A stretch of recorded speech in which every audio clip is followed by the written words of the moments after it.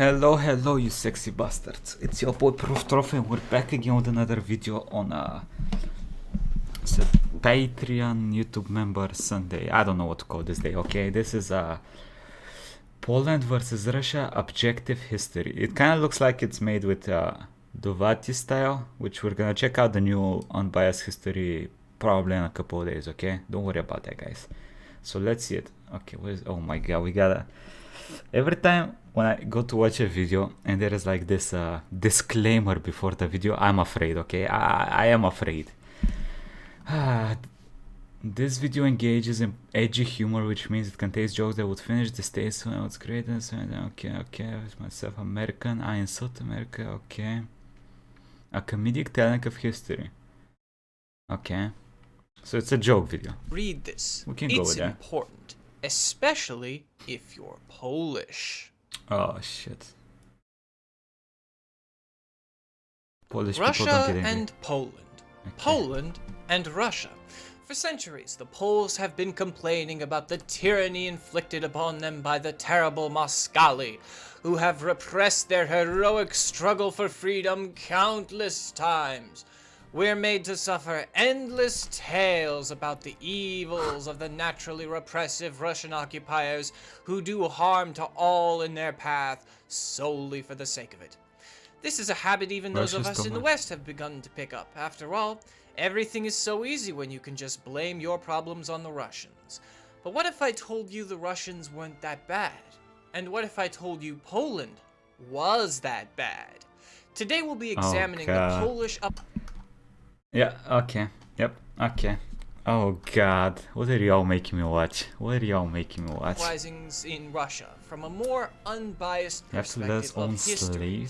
And at the end, we'll see why Russia was in the right for every single one of them.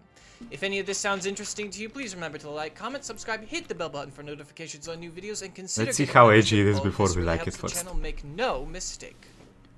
Let's see how edgy it is. Mistakes, Poland, the land of the toilet cleaners. It was created by the Germans. Back in the Middle Ages, they decided to civilize the Slavs to their east, but they only did half the job, resulting in the mess that is the Polish language. Slavic languages in Latin script, never a great idea. The Germans eventually realized their mistake and tried to fully Germanize the Poles, but by that point it was too late to rectify the greatest crime against humanity that the Germans ever committed, the creation of Poland. It was an artificial nation based off an artificial culture, artificially split off from its Slavic brethren to the east, who created a more authentic civilization for their own traditions, with the help of their... I need... Listen, you can't be using words with other words. What is an authentic civilization? Authentic means real, right? Like, I don't know.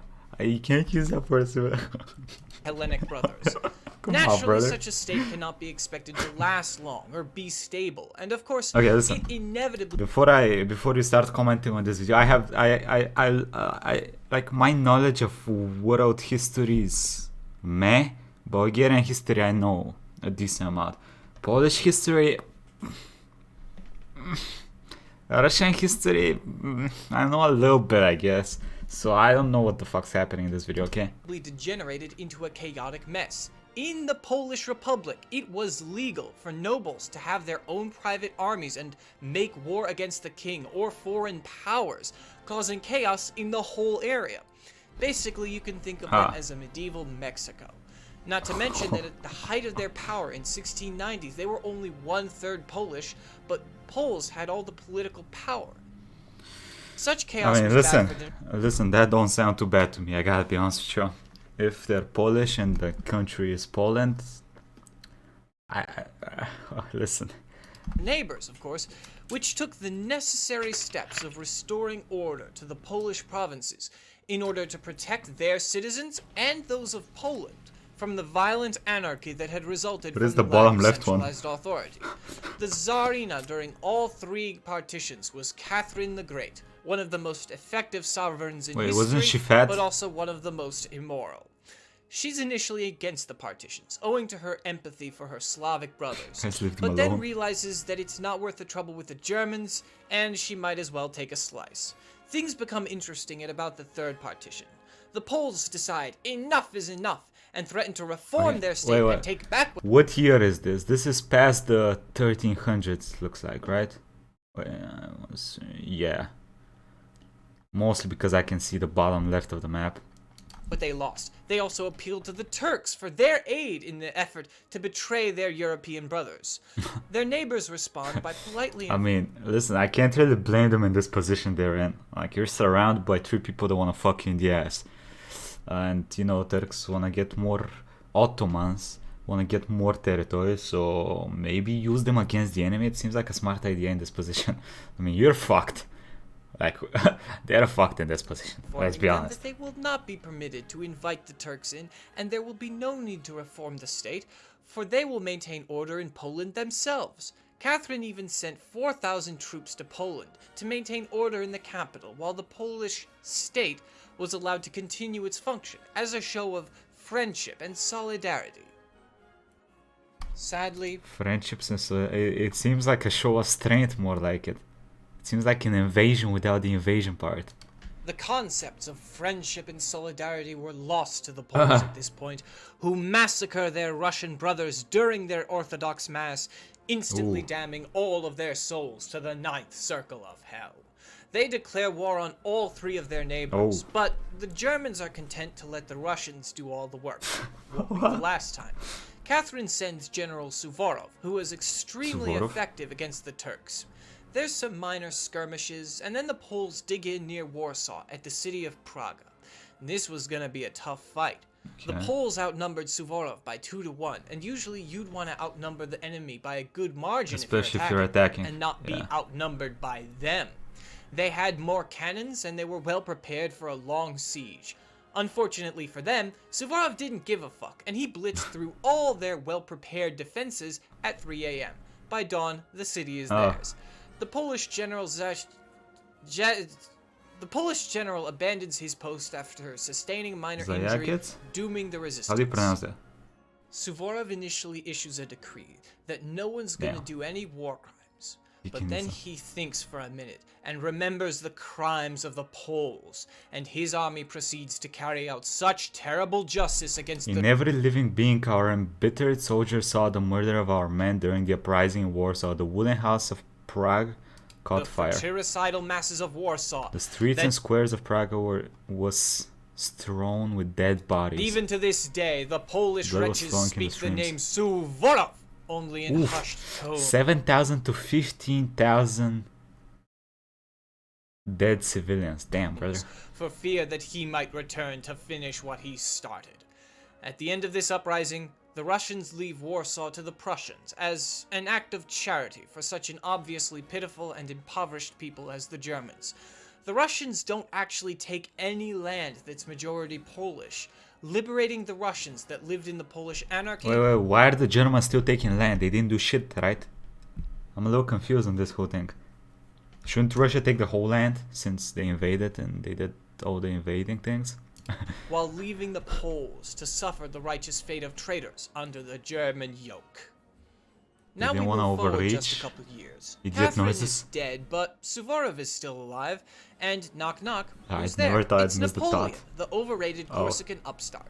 He starts getting just a bit too self-obsessed, so Alexander I, who was not worthy of his name, sends Suvorov to deal with him in Italy, where he beats Napoleon in a couple battles, and then crosses the Alps, because when in Rome, I guess. But the Tsar fires him and replaces him with an incompetent, so they lose and Napoleon creates the Grand Duchy of Warsaw, an independent state for the Poles. After a quick ceasefire, Russia declares war on Napoleon again. Napoleon assembles his grand army, and it's worth noting that it's actually only 30% French, and that through the campaign in Russia, over 120... That's why he did it. I was like, okay, listen, no one liberates another country just for the hell of it. There's always a ulterior motive. Troops. 20,000 Poles served in Napoleon's army. Historians also note that the Poles were particularly bloodthirsty and continued burning and looting in Moscow long after the French and their other pets stopped doing so. I mean, I kind of understand it considering what happened earlier. Further showing the nature of Poles as traitors and kinslayers. Of course, we know how this story ends. Alexander's generals drag him and the rest of Europe to ultimate victory. They parade through Paris, and as a reward for saving all of Europe from the Parisian menace, they get a slightly larger slice Damn! of the border moves I demand all of Poland. That would mean something if you weren't a bitch. They get a slightly larger slice of Poland. The border moves from here to here. Hoorah! And now we see the ultimate error of Alexander I. He decides to be far too merciful with the Poles. He pardons all those that fought in Napoleon's army, even those who were originally in the Russian Empire and committed treason by fighting for the French, and creates a separate army for Poland under his command. Wait, okay, you get invaded by an army that's mostly Polish. You win, right? That's okay. You pardon all the people, and you give them arms and organize them to be your army. Interesting. I wonder how they're gonna rebel. The Poles are allowed to wear the medals they earned under Napoleon. The Polish citizens also have the medals they earned fighting in killing your people. What? Bro, I'm not Russian, I'm triggered. What the fuck is this shit? It's like someone killing your mom and they earn a medal for that shit. You beat them in a fight and then you're like, fuck it, you can wear it. What? Easy. Freedom of publishing and freedom of thought. They're governed by the Grand Sejm, a parliament of nobles, and all its acts are conducted in the Polish language. At this point, the Poles have more freedom than the Russians. The result? Predictable. The Poles wait patiently for 15 years and then betray all the leniency they received. They start about their usual business of killing Russian innocents, and this time they're joined by the Lithuanians, who rise up under a countess. Oh, what the fuck? Subscribe to my own listeners and stuff. Okay, buddy. I mean, he's funny. It's a joke, okay? He's obviously not serious. Come on, guys. I understand that some people got triggered, but he's obviously not serious. That they have the nerve to call the Lithuanian Joan of Arc. At this point, the Poles think they've got things pretty good. The Germans aren't coming to help, and Suvorov is dead. Unfortunately for them, Alexander I is also dead, and in his place is a true autocrat, Nicholas I, who has no time for any notions of mercy. Sick. He had seen the betrayal of the Poles, and he would be satisfied with nothing less than the complete destruction. Oh god, how many people did he send?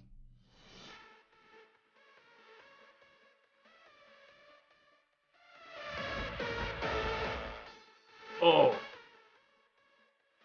Served only to give Russia an opportunity to crush local risings. Despite Poland's deep connection to Catholicism, how do you pronounce whatever? The rebellion was condemned by the church. How come? We learned that they had been caused by some fabricated makes mistakes on the commanders, causing change numerous writing to back. Complete bunch of abandoned endeavor to lead Polish soldiers to France. Submission to Russia. To her death. Damn. Nicholas destroyed the Polish constitution. Integral part of Russia. Historical relic. Indoctrination of the organic statue. Liquidation of Polish autonomy.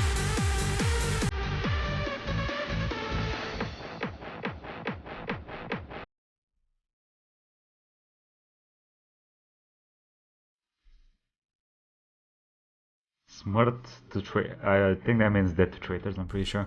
Smrt predatelem. Now we fast forward another 30 years. Tsar Nicholas is gone, but now we have Tsar Alexander II, who's also a proper autocrat. And he has a plan to solve the Polish question once and for all. In order to do that, we need to understand one of the fundamental problems of Poland. Even though all Poles have acted as kinslaying wicked wretches, they have done so due to the chains and blinders of false Polish culture, which have kept them away from their brother Slavs. Who's keeping these chains on? You know who it is. It's the Polish nobility, of course. And who is the Polish nobility? It's whoever can pay enough to be there. The rules are a lot less tight, and so the nobility is extremely large.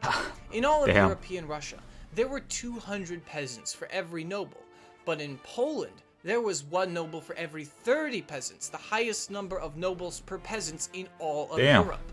But of course, these valiant nobles lot of demanded noble. the same standard of living as all other nobles in Europe, so they were much harsher on their peasants, both ethnic Poles and the other Slavs in the area, who were known as Hohols. Alexander II has a brilliant idea to end the uprisings once and for all. Land reform. In 1863, he announces his decree. The feudal obligations of Polish and Hohol peasants under Polish lords are officially over, and they would now own the land they were previously obligated to work, as the government would pay for its purchase from their landlords. That's right, monarcho-socialism was a real thing. Damn. One struggle against Poland. Naturally, the Poles go berserk. A group led by Alexander Wielopolski Why? puts a proposal to the Why is he making them all look fat, bruh? a restoration of the constitution given by Alexander I, and this time they have control over everything from the Baltic Sea to the Black Sea, and maybe this time they wouldn't revolt. And this faction was supposed to be the moderates. Like, how do you After being lose and told get more precisely land? where they could shove their moderate proposal, Damn. the Polish nobles get to work starting an uprising. How did they do so? They rob banks which Poles themselves had their money in. Then they demand taxes from the locals. Several years worth of taxes, in Damn. fact, but they totally planned to give them a few years of no taxes in exchange after they won. Then Wielopolski starts the rebellion, and you can guess how this will go. They appeal to foreign aid, Brits and French send thoughts and prayers, they get crushed by the Russians. Damn. They try doing guerrilla warfare this time, but at this point they've burned all goodwill with the Polish and Hohol peasants, who are very cooperative and help the Russians crush them Damn. all. I mean, Wielopolski flees to Listen, Germany and dies. how you wanna, how do you wanna start a successful rebellion when the people that are supposed to be rebelling hate you? It's a little, like, they hate you more than the people controlling the lands currently. How do you rebel against that? Of being fat. Those Polish rebels who do let themselves be taken prisoner are given a fate worse than death. They're sent to the Caucasus to live with the Chechens. At this point, the greatest chain that held the Poles back has been removed, and so this was Damn. the last Polish uprising against their Slavic brothers in Russia, who have uplifted the wretches of Poland and paved the path for the democracy they enjoy today. There would be no more brothers' wars between Poland and Russia, now united in Greater Slavia.